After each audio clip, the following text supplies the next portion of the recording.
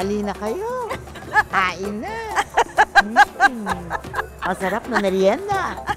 Papasasa. Isa-sa-sa. Ako namin sasabi masarap. Ano kaya ang nakain ni Tita Nova at napa-cha-cha-cha pa siya sa sarap?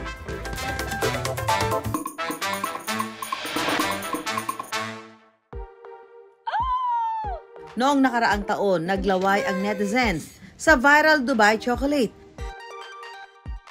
Pero ang halaga nito hindi basta-basta. Nagkakahalaga lang naman ng higit 1,000 piso. Isa sa mga nabudol nito si Chef Cha na umorder ng tagi-isang box kada flavor.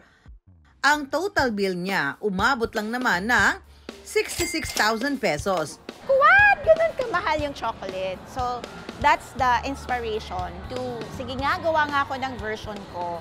Gumawa si Cha ng chocolate pistachio donut. Chocolate pistachio ice cream. At Kanafe chocolate pistachio cake. Nagkakahalaga ng 290 pesos ang donut at ice cream, habang 2,400 pesos naman ang cake. Mabibili ang mga ito sa kanilang cafe na may 5 branches na sa Metro Manila. Naging successful siya nung una, but suddenly deflated again the sales. Kasi nga, pistachio is so expensive, diba? Parang ang pistachio dito sa Philippines, 1,750 per kilo. Ang tsokolate, magkano? Lahat nag-increase ng presyo. Ang isang branch nakabebenta ng 1 hanggang 2 cake sa isang araw. Dahil medyo matumal, naisip ni siya na magbenta ng sliced cakes sa halagang 340 pesos. Talo man sa pababaan ng presyo, lumalaban naman daw sila sa kalidad ng produkto. Hindi ito yung cake na basta-basta. Mahal siya, pero sulit yung bayad mo because it is made from natural ingredients and lahat is parang pinag-isipan. Kaya kahit hindi raw masyadong kumikita, inilaban ni Cha ang negosyo.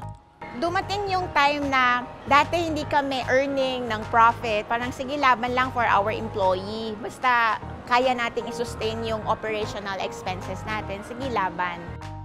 Hanggang noong February, naisipan nilang i-relaunch ang Kanafe Chocolate Pistachio Cake. Natikman ito ng ilang food vloggers.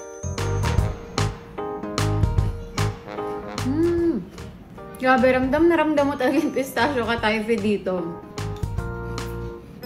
Literal, yung Dubai chocolate na cake. Na cake. At sa buwan ding iyon, naging viral ang kanilang Kanafe Chocolate Pistachio Cake.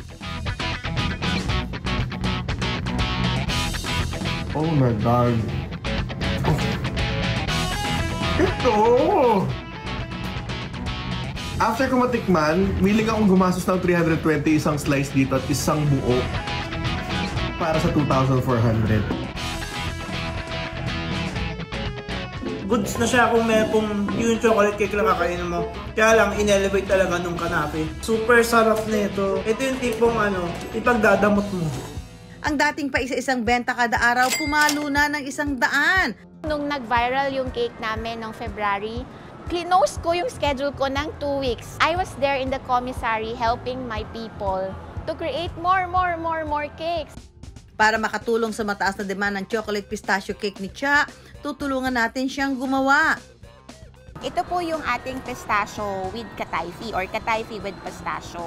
Yung pistachio po na nilagay natin dito is a pistachio paste. This is a homemade from our commissary. And then, meron po tayong milk chocolate ganache. And then, then itong sponge naman po natin, this is a dark chocolate moist cake. So, pinagpatong-patong po siya ng 2 layer. And then, what we are going to do right now is to coat it with the ganache. Lalagyan mo lang siya. Wow! Sa mga mahilig sa matamis, sa chocolate, ito na ang inyong pagkakataon. Coat mo lang siya, ma'am. Dark chocolate? It's a combination of dark and milk chocolate. When it comes to baking, pastry, talagang yan, kailangan medyo artistic di ba, Chef? Yes, ma'am. Oo. Kaya ako hanggang sa luto na lang ng ulam Kung mahilig sa tsokolate, malamang ito, blockbuster yan, Yes, ma'am. Hindi siya yung tsokolating masakit sa throat. Hindi ka mag-aalala magkakaroon ka ng sore throat. Kapag natapos na ang pag-coat ng ganache, it's time to decorate! Susundan mo lang tong linya. Linya. Isa-isa lalagay. Oo. Ang trabaho pala nito. And then na tayo sa exciting part. Ano oras kaya? Alas 3 kaya tapos na tayo dito. Bago pa abutin ng siyam-siyam, to the rescue na si Cha sa akin. Ba't yung sa lansan mo ang ganda? Ba't yung sa akin parang ano? Kailangan yung linya, sundin mo. Sinusundo ko linya eh. Hindi kaya, tabingi oh. Tabingi nga. Lalagyan din ng ground pistachio at dried rose tea buds ang taas at gilid ng cake. Generous si ma'am. Ang daming pistachio. Hold on. Artistic talaga ang paggawa ng cake. Congrats po. Ito po ang first cake ni Miss Susan. Parang totoo akin ba? Expectation versus reality. What do you think, mga kumare?